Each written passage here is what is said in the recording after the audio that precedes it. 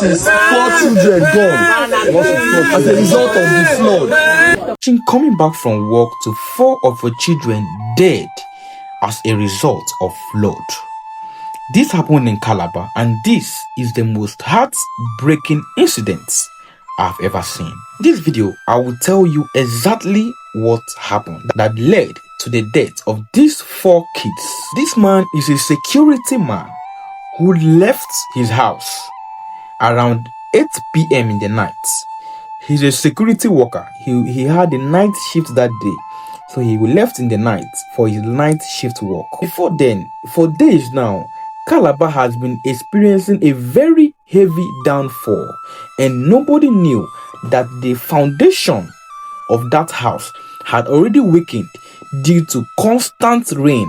And in the middle of the night, while the children were all sleeping and the man has already gone to work, which was their father, all of a sudden, the house sank into the ground. Just imagine sleeping peacefully, and all of a sudden, you are waking up to roofs and blocks on top of your body. Like, I can't even imagine that. And the worst part was that nobody was even there to help. This happened around 9 p.m. in the night. Immediately, the building sank into the ground. I don't know how miraculously the first son was able to reach his phone, because he slept with his phone. So he was able to call his dad while the whole building was sinking and all that. And while on call, all he told his dad was, "Dad, please come home." And immediately the call ended. The dad was in great panic, and he left everything he was doing that night and started rushing home. The father got home. He was so confused because this is a house he left, and now he couldn't even see his house again. His house was already sunk into the ground, and the people were all gathered. At that point, the man don't even know if he. At that point, the man was just totally confused whether he would just faint, he should just kill himself, or he was totally confused of what is happening. And the worst part of the whole incident was, even when the house sank and people gathered, there were no professional rescue team. People were all looking for shovels, looking for holes. Where will you start? Where will you start to start digging by that time of the night? There was no rescue team. There was no professional machines. People were all using shovels to try their best to see if they can see any of them, while they are all hidden down on the floor. Nobody even knew who were alive or who was not alive. All they knew was that there were kids that were trapped inside that building. This is the most devastating incident I have ever come across. According to reports, that digging process lasted for about 4 hours. 4 hours of digging the ground, removing blocks, removing shovels, removing zincs and all that. 4 good hours. Even if those kids didn't die at the point of that building sinking, imagine staying underneath of blocks for 4 hours. They might just suffocate there. After 4 good hours of digging, they were able to start seeing some of the kids one by one, bringing them out one by one.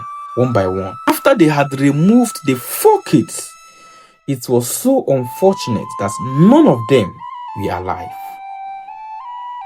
I'm just wondering how the father would be. I'm just wondering the state of the father at this point.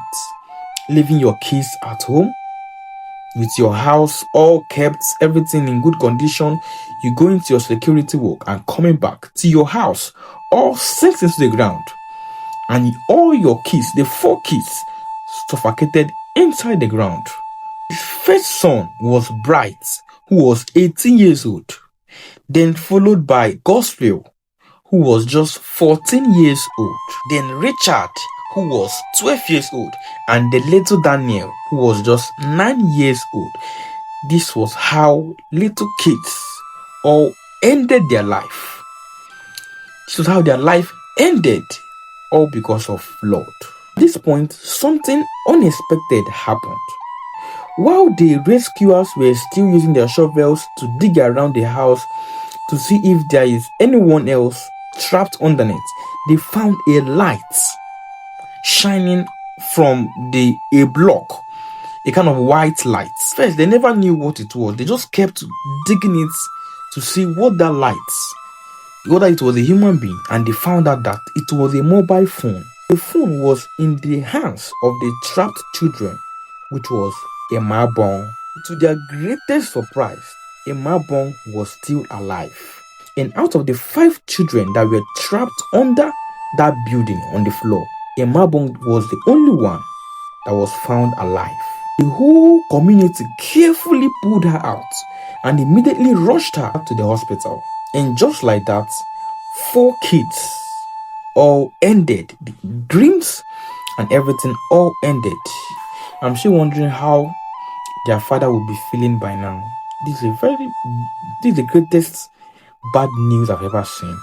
Do well to like and subscribe to this channel to stay updated, because we'll be bringing to you back-to-back updates on everything happening around the country. God bless you. This is Big Mona TV.